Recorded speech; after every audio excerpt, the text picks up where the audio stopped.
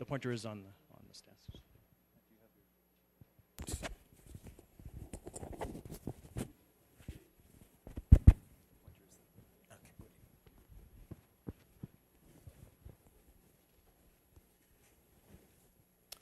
Okay, let me begin by thanking the organizers for giving us this opportunity to provide a brief overview about Protagonist.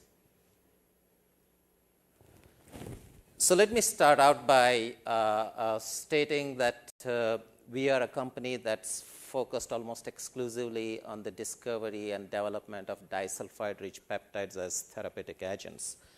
And the way we decided to zoom in on this was as follows. So at one end, as we know, the pharmaceutical industry was until recently dominated by small molecule drugs. And then as the understanding of new diseases and targets evolved, it was realized that small molecules cannot serve every need.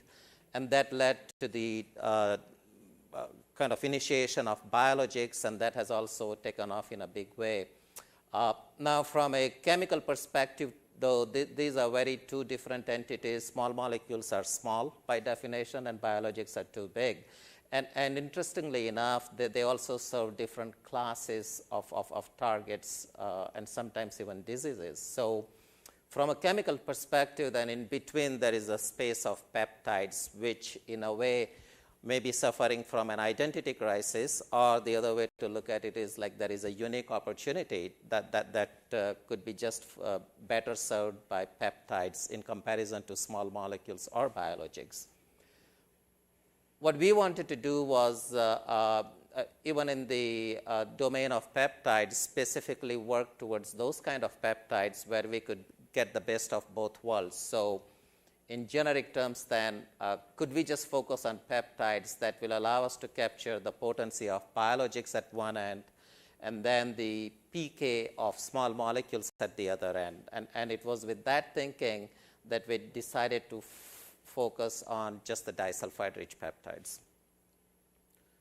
So this is an oversimplification, at least for this audience, but as we know, peptides, let's say that they are linear, they get proteolytically cleaved, that is how nature has designed them, so there are no surprises there, but then nature has also provided us with clues of some very stable and resistant peptides, which are disulfide-rich peptides. So these have disulfide bridges in between them, and so the overall chemical entity is more constrained and therefore more stable. And in a way, then this provides a clue for addressing the fundamental disadvantage, the lack of stability of peptides. So the extra feature that we have with disulfide-rich peptides is that they have much better stability in general compared to simple peptides. And this is a trait that is very much needed if you are focused on drug discovery.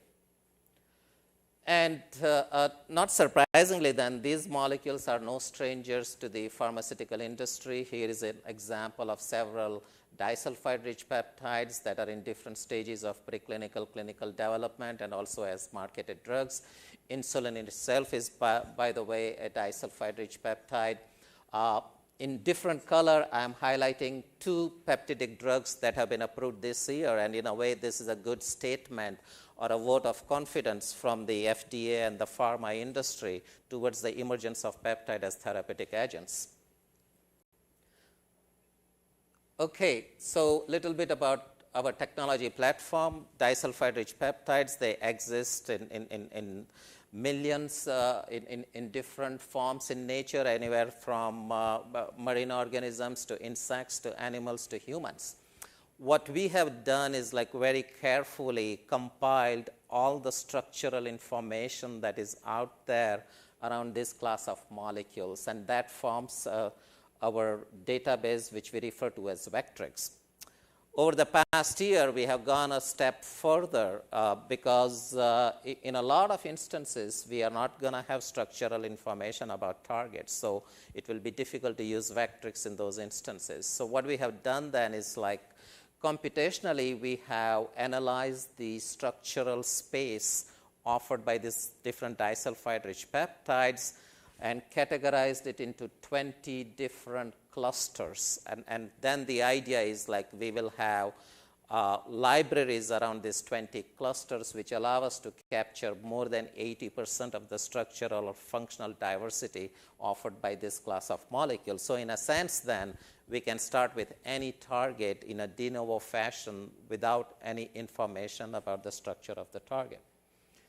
The technology then is a synchronization of 3 different components. One is the computational or our phage component, or the phage libraries is the second component, and then of course medicinal chemistry. We have deep-rooted experience in all of these categories, and when we work against a particular target, we develop a profile of what kind of potency we are aiming for, what kind of selectivity we want. But probably one thing that I cannot emphasize enough is like right from the get-go, we also put very heavy emphasis on the PK characteristics we desire in the final molecule. And since we have many scaffolds to choose from, we can take that liberty of choosing those scaffolds that are suitable for particular route of delivery. Okay, very quickly then, these offer very broad target scope. Because of their small size, they have much better tissue penetration compared to, let's say, antibodies. Immunogenicity issues are also expected to be very low, if any, because these are stable structures. They offer many different forms of delivery, adjustable half-lives, very advantageous cost of goods, and very novel IP space. So we are not in a crowded space in that regard. And we have applied this technology then to 4 different scenarios. In one instance, as alternatives to antibodies. In another instance, it's now a very ambitious undertaking, like just orally stable and active disulfide-rich peptides, peptide agonists, and also as selective modulators of ion channels. And of course, this is a short talk, so I'll just very quickly focus on the first 2 components. So these were the early days for the company, and so it was prudent for us to choose a target that was already clinically validated, because we were dealing with our technology as a variable component, and we wanted to deal with only one variable at a time. So we worked on IO6 antagonist, where the receptor antagonist antibody validates the target. And there are multiple levels of differentiation that will come across compared to antibodies.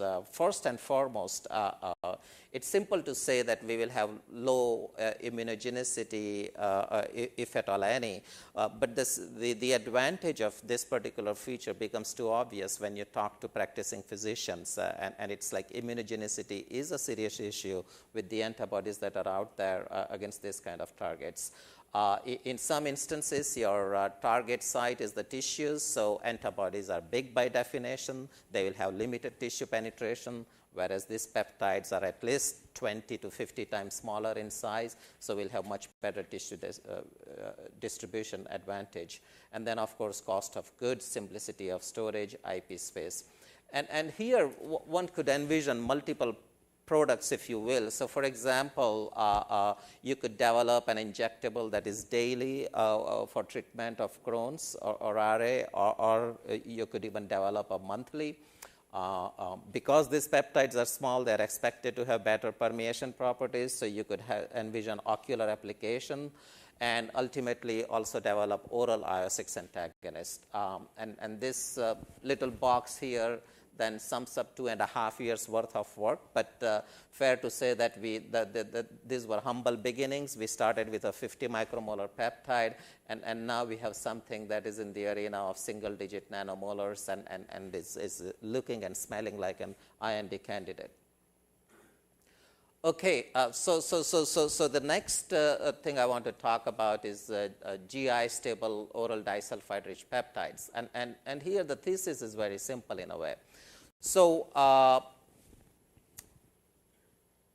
in this disease is a lot of targets that we are dealing with are protein-protein interaction targets, and antibodies will certainly work against these targets, but the antibodies by and large will not be suitable for oral delivery. Small molecules will be oral, but they don't have a large enough footprint to bind effectively against this protein-protein interaction targets. So this then creates a unique advantage for peptides if you can come up with orally stable peptides. And so that's the whole opportunity over here. You are in a way giving localized delivery to the disease site, and low systemic exposure turns out to be an advantage in these instances. So the first question then one would have is like, is there such a thing as oral peptides? And since this is a science-oriented conference, I can show some structures.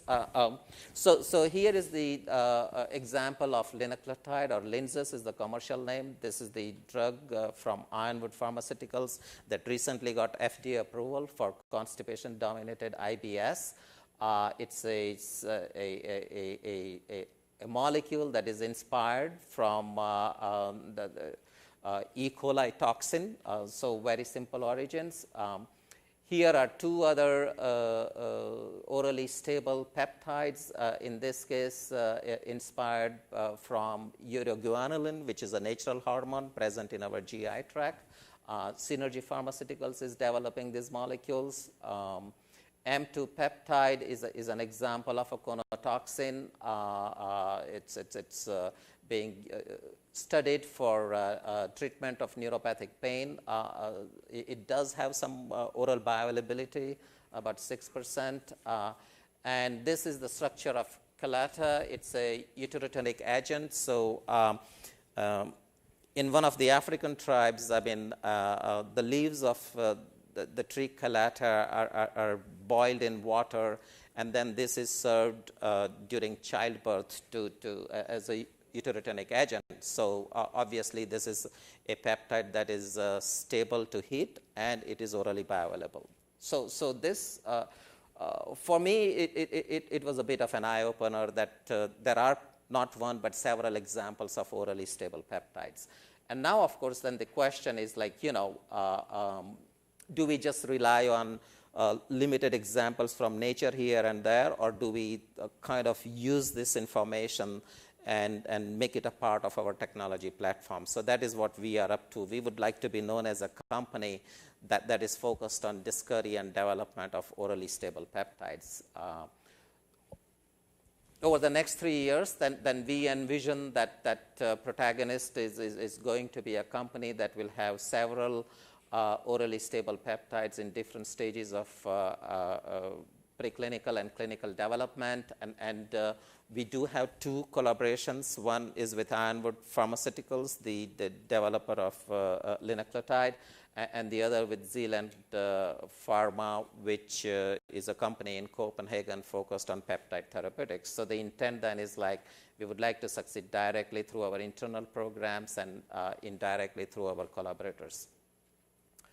We are a US incorporated company, and we have about 24 employees with equal distribution between California site and the Australia site. So to some degree, we may be running a 24/7 kind of operation. So to sum it up then, we are a peptide therapeutics company with a validated technology platform, the validation coming from our 2 collaborations, one with Ironwood, the other with Zealand. We are focused on disulfide-rich peptides. We, at one end, are working on protein-protein interaction targets along the theme of alternatives to antibodies. We are also focused on, now going forward, more exclusively on GI-stable, orally stable disulfide-rich peptides for IBD. We inked our first collaboration in 2011, and it was our objective to earn a second collaboration this year, so that has been achieved. And in terms of financing, this is the objective that I am working on now, raising new money for the company so that we can fulfill our objectives over the next few years. Thanks.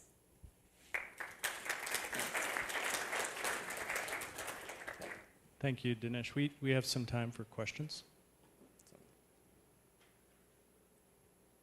How is your business model? I come to you, said I want a peptide in oncology. You will find it to me, or what? Yes. So maybe at this stage, then I would probably say that it will be a slight distraction for us. So the business model is that first and foremost, we wanted to secure a few collaborations, both in the spirit of validating the technology platform, getting recognition from companies that are important players in the field of peptide therapeutics. And of course, these collaborations also provide certain degree of non-dilutive financing. So after having done 2 collaborations now, the intent is like we will shy away from new collaborations in the near future and would rather work internally on our own programs with the intent of taking them forward into clinical proof of concept kind of stage. And for now, the area that we are focusing on is IBD, inflammatory bowel diseases.